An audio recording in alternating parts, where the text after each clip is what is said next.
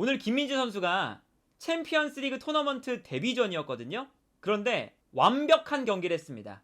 기록을 보면 오늘 김민재 선수가 공중볼 경합 횟수 5번 중에 5번 승리, 그리고 공중볼을 제외한 지상에서의 볼 경합 횟수 9번 중에 7번 승리입니다. 오늘 경기 전체에서 공중볼 경합 승리 횟수 1위고요. 그리고 지상에서의 볼 경합 횟수 김민재가 1위입니다. 그리고 둘 다 합쳐서 14번의 경합 상황이 있었는데 12번을 승리했어요. 이것도 당연히 오늘 경기 전체에서 1위입니다. 오늘 경기 아무래도 이 프랑크푸르트의 공격수, 지금 분데스리가에서 가장 뛰어난 공격수인 무하니와 김민재가 오늘 맞붙는 날이었거든요. 근데 오늘 경기에서 무하니를 김민재가 완벽하게 막아냈다는 것을 의미하죠. 완전히 괴물같은 활약이었고, 여기에 더해서 김민재 선수 패스 132회, 오늘 경기 전체에서 가장 많은 패스를 시도했고요. 가장 많은 패스를 성공시킨 선수였습니다. 그리고 김민재 선수의 오늘 활동 반경, 수비도 내려가고 하프라인 넘어와서 공격에도 가담하고 엄청나게 전진돼서 압박까지 해줬습니다. 이 기록들을 보면요, 오늘 김민재 선수가 어마어마한 사실은 기록을 세웠다. 그리고 더 이제 세부적인 기록을 보면 태클 성공 횟수 오늘 경기 전체에서 1위입니다. 그리고 볼을 클리어한 횟수 오늘 경기 전체에서 1위 김민재입니다. 그러니까 오늘 경기에서 김민재가 간단하게 말해서 태클 성공, 볼 클리어 횟수, 볼 경합 승리 횟수, 패스 성공 횟수 모두 다 1위예요. 수비면 수비, 빌드업이면 빌드업. 완벽한 오늘 경기 김민재가 거의 5점이 없는 경기를 했다. 이게 사실은 이제 오늘 경기 어떤 게 있냐면, 프랑크푸르트가 오늘 경기 준비를 못했느냐 라고 하면 절대 그렇지 않거든요. 프랑크푸르트가 준비를 잘 해왔어요. 어떤 게 있었냐면, 오늘 경기 아무래도 이제 나폴리의 흐름과 경기력과 전력이 좋기 때문에 오늘 프랑크푸르트는 어떤 방법을 선택했느냐, 기본적으로는 수비였는데 이 프랑크푸르트가 오늘 아주 잘 들고 나온 게 수비 라인을 내리지 않았습니다. 약간 수비 라인을 올려서 높은 지역에서 압박을 하고요. 그리고 이 앞선에 있는 공격수들이 어떤 선택을 했느냐, 수비 라인을 압박하는 게 아니라 약간 뒤로 물러서서 오히려 공격수들은 뒤로 물러났어요. 수비 라인은 올라가고 공격 라인은 내려오면서 자연스럽게 이 미드필더 라인 사이에 공간이 좁아지죠. 기본적인 컨셉은 이랬거든요. 그래서 여기서 어떤 걸 노리느냐, 어쨌든 이 나폴리의 공격 전개는 미드필더 라인에서 일어나고, 특히나 이 로보트카의 움직임이 매우 좋기 때문에 볼이 들어갔을 때 이 좁은 공간에서 압박을 해서 볼을 빼앗겠다. 그리고 일단 수비 라인이 높으니까 높은 지역에서 볼을 빼앗아내면 바로 역습을 가져갈 수 있다. 요 컨셉이었어요. 그리고 기본적으로는 이 로보트카를 막기 위해서 무하니가 로보트카를 따라다니면서 계속 로보트카를 좁은 공간에서 가둬놓으려고 했죠. 요런 경기 방식을 오늘 그래도 프랑크푸르트가 잘 가져나왔거든요. 분명히 오늘 프랑크푸르트가 못했던 경기가 아니었어요. 그래서 오늘 경기 장면 보시면 프랑크푸르트의 수비 방식을 볼 수가 있죠. 수비 라인은 높게 올라와 있고 반면에 공격수들은 오히려 약간 내려가 있어요. 그러면서 이 좁은 공간 사이에서 기본적으로 나폴리의 패스를 허용하지 않겠다 라는 거거든요. 너무나 명확하죠. 그리고 여기서 중요했던 건 어쨌든 이 로보트카를 이 좁은 공간 사이, 수비 라인과 공격 라인 사이에서 가둬놓으면서 이 로보트카에게 가는 패스를 차단하겠다 라는 게 이제 오늘 경기 프랑크푸르트의 목적이었습니다.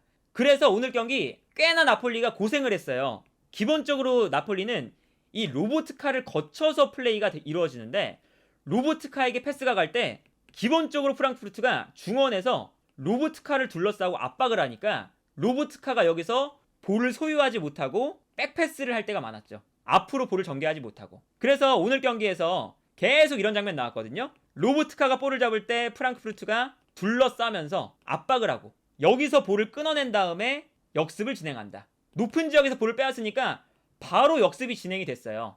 물론 이런 역습이 김민재가 있기 때문에 잘 이루어지진 않았지만 어쨌든 김민재 때문에 이 역습이 잘 통하지 않았던 것 뿐이지, 프랑크푸르트가 분명히 초반에는 좋은 경기 방식, 나폴리의 빌드업의 핵심 로보트카를 막겠다 라는 컨셉을 잘 들고 나왔었습니다. 그런데 여기서 나폴리가 정말 좋은 팀이라고 생각이 드는 건 어떤 게 있느냐, 오늘 경기 분명히 프랑크푸르트가 잘했거든요. 라인을 올려서 요 좁은 공간에서 나폴리의 공격을 막겠다라는 건 좋았어요. 그런데 여기서 문제는 뭐냐, 결국에 뒷공간이 나온다는 거죠. 근데 나폴리에는 뒷공간으로 침투하는 데 능한 로사노, 오시멘, 흐비차가 있습니다. 아주 빠른 선수들이 있죠.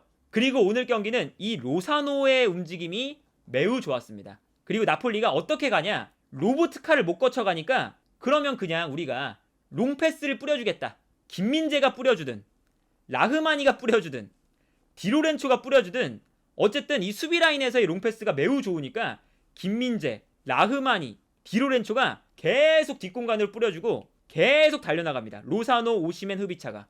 그러니까 나폴리를 막으려면 뒷공간도 막아야 되고 앞으로 나와서 미드필더 라인도 막아야 되고, 이게 사실은 공략할 수 있는 방법이 딱히 없어지는 거죠. 그래서 이제 오늘 경기 어떤 장면이 나오냐, 나폴리가 계속 아까 장면처럼 로보트카 쪽에서 빌드업이 막히니까 나폴리가 롱패스를 뿌려주기 시작합니다. 프랑크푸르트가 라인을 올리고 공격 라인은 내려서 좁은 공간을 만들고 있어요. 이 수비 방식이 좋아요. 좋은데 뒷공간이 난다는 거죠. 뒷공간. 그래서 이 장면도 흐비차가 뛰어들어갈 때 라흐마니가 그냥 단순하게 너네가 라인 올리면 롱패스로 단순하게 가겠다. 그리고 이 롱패스가 들어가니까 순간적으로 흐비차가 프랑크푸르트의 뒷공간을 무너뜨리는 걸 볼 수가 있죠. 김민재도 마찬가지입니다. 김민재도 프랑크푸르트의 수비 라인이 올라와 있을 때 뛰어나가는 로사노에게 한 번에 김민재의 정확한 롱패스 들어가는 거예요. 그러면 로보트카를 거치지 않고도 나폴리가 프랑크푸르트의 수비 뒷공간을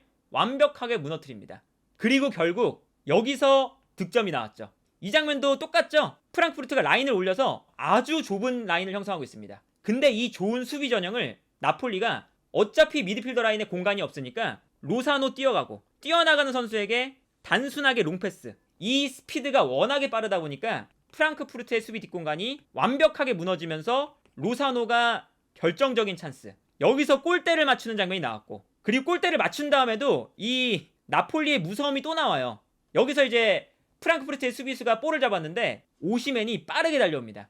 그리고 오시멘의 장점은 뭐냐면 워낙에 스피드가 빨라서 상대 수비수와 골키퍼가 예측하는 것보다 빠르게 뛰어와요. 그래서 여기서 오시멘이 볼을 빼앗는 과정에서 반칙이 나왔죠. 물론 여기서 PK가 선언됐고 PK를 놓쳤지만 이 장면부터 프랑크푸르트가 점점 무너지기 시작합니다. 그리고 결국에 이 장면이 나오죠. 로사노가 전방으로 뛰어들어가고 로보트카가 패스 한 방을 뿌려주는 거였거든요. 단순하게 로사노가 뒷공간으로 뛰어들어갈 때 패스 한 방, 그러면서 프랑크푸르트의 수비가 무너졌고요. 여기서 뛰어들어가는 오시멘에게 로사노의 좋은 크로스 득점이 나옵니다. 프랑크푸르트 입장에서는 사실은 나폴리를 공략할 수 있는 방법이 막막한 거예요. 라인을 올리면 뒷공간이 열리고 라인을 내리면 로보트카, 지엘린스키, 앙기사 이런 선수들이 계속 패스를 주고받으면서 들어오고, 이러니까 오늘 프랑크푸르트가 물론 분명히 경기를 잘 준비했지만 이 나폴리의 압도적인 이 실력에 잘 준비한 경기가 무너졌던 경기였다, 이렇게 볼 수가 있겠고요. 그리고 오늘 경기에 또 중요한 포인트가 무아니의 퇴장이 나왔었잖아요. 무아니의 퇴장이 나오면서부터 어떤 게 있었냐, 오늘 김민재 선수도 어쨌든 이 무아니의 스피드와 탄력이 매우 좋기 때문에 나폴리도 라인을 쉽게 끌어올리지 못하는 경기였어요. 아무래도 무아니가 지금 분데스리가에서 아주 좋은 폼을 가진 공격수고 그러다 보니까 김민재 선수가 뒤에서 무아니의 스피드에 대비한다, 이거였거든요. 그런데 무아니가 퇴장을 당하는 순간 나폴리는 고삐가 풀립니다. 나폴리는 다른 거 없고 그냥 라인 올려서 공격에 완전 치중을 해요. 김민재와 라흐마니 이 두 명의 수비가 하프라인을 넘어서서 올라오기 시작해요. 이렇게 되면 어떻게 되냐, 수비 라인과 공격 라인의 이 간격이 엄청나게 가까워지죠. 이거 이제부터는 그냥 나폴리가 프랑크푸르트의 홈에서 완전히 공격을 주도하기 시작해요. 그래서 여기서 보시면요, 어떤 게 있냐, 프랑크푸르트가 역습으로 나갈 때 기본적으로 수비 라인이 올라와 있으니까 나폴리가 전방 압박을 강력하게 가져갈 수가 있습니다. 수비 라인과 미드필더 라인의 사이가 간격이 좁으니까 전방에서 곧바로 압박이 가능해요. 이러니까 프랑크푸르트가 역습도 할 수가 없죠. 김민재 선수가 뒷공간에 대한 이런 부담감이 없어지니까 프랑크푸르트의 패스가 올라올 때 김민재가 과감하게 올라와서 볼을 끊어내기 시작합니다. 그리고 김민재가 올라와서 압박을 해버리니까 나폴리의 전방 압박이 가능해지는 거죠. 그래서 김민재 선수가 더 올라와서 아예 그냥 끊어버리고 여기서 볼을 끊어낸 다음에 오시멘에게 어시스트에 가까운 패스를 넣어줬죠. 프랑크푸르트가 분명히 김민재가 엄청나게 올라와 있거든요. 라인을 엄청나게 올리고 있기 때문에 프랑크푸르트가 더 이상 이제 할 수 있는 게 없어요. 나폴리의 압박이 위쪽에서 이루어지거든요. 그렇다면 아까 이 나폴리가 했던 것처럼 프랑크푸르트가 이 수비 라인 뒤쪽으로 패스를 뿌려줍니다. 걷어내는 거죠. 뒷공간으로. 그런데 뒷공간으로 볼을 걷어냈을 때는 김민재의 스피드가 프랑크푸르트의 공격수들보다 훨씬 빠르니까 뒷공간을 또 허용하지 않아요. 그러니까 이거는 또 어떤 게 있냐면 이러지도 못하고 저러지도 못하는 거예요. 김민재가 라인을 높이니까 전방 압박을 당하고 라인을 높여서 뒷공간이 생겨서 뒷공간으로 패스를 보내주는데 김민재의 스피드가 있으니까 역습도 안 되고. 그러니까 이게 나폴리를 상대하는 이 프랑크푸르트의 지금 관점에서 보면 나폴리를 어떻게 공략할 수가 없는 거예요. 수비적으로도 나폴리를 막을 수가 없고 공격적으로도 나폴리를 막을 수가 없고. 그리고 이제 오늘 경기 어쨌든 김민재 선수가 뭐 무아니어와의 대결 이런 게 있었잖아요. 무아니어와의 대결이 있었는데 무아니어와의 대결을 완벽하게 이겨냈습니다. 무아니 쪽으로 프랑크푸르트가 한 번의 패스를 보내주고 김민재와 무아니의 경합 상황을 만들 때가 있었습니다. 그런데 여기서 무아니가 김민재한테 피지컬적으로 안 되니까 볼을 빼앗기죠. 그리고 김민재가 볼을 빼앗아서 곧바로 앞쪽으로 패스를 보내주면 역습 찬스가 나오고요. 그러다 보니까 무아니가 어떤 선택을 하느냐, 측면으로 빠져나갔죠. 그래서 뛰어나가는 무아니에게 패스가 들어가는 장면이거든요. 근데 여기서 김민재가 반대편에 위치하다가 뛰어들어가는 무아니를 따라 들어가기 시작하죠. 근데 이게 사실은 공격수가 더 유리한 상황이에요. 왜냐면 공격수는 이미 뛰어들어가는 상황이고 수비수는 오프사이드 라인을 위해서 약간 멈춰있다가 들어가야 될 수밖에 없거든요. 그렇기 때문에 여기서는 분명히 공격수가 먼저 스타트를 끊는 상황이고, 그러니까 공격수가 먼저 속도를 붙이기가 용이한 상황입니다. 그런데도 김민재가 이 스피드를 따라가서 가로막아버리죠. 그러니까 이런 장면을 보면 오늘 경기 무아니가 아주 어려웠던 경기인 거예요. 중앙에서 볼을 받으려고 하니까 김민재의 피지컬에 밀리고, 측면으로 돌아나가서 스피드로 싸우려니까 김민재가 따라 나와서 막고. 그래서 오늘 경기 무아니가 분데스리가에서 현재 최고의 폼을 보여주고 있는 공격수인데 오늘 김민재 앞에서 최근 들어서 가장 영향력 없는 플레이를 보여주고 퇴장까지 당했다. 이렇게 볼 수가 있는 거죠. 오늘 경기는 프랑크푸르트가 분명히 홈에서 경기를 펼쳤고 준비를 잘해왔던 경기지만 나폴리가 왜 이번 시즌 유럽에서 강한 팀인지를 증명했던 경기였다.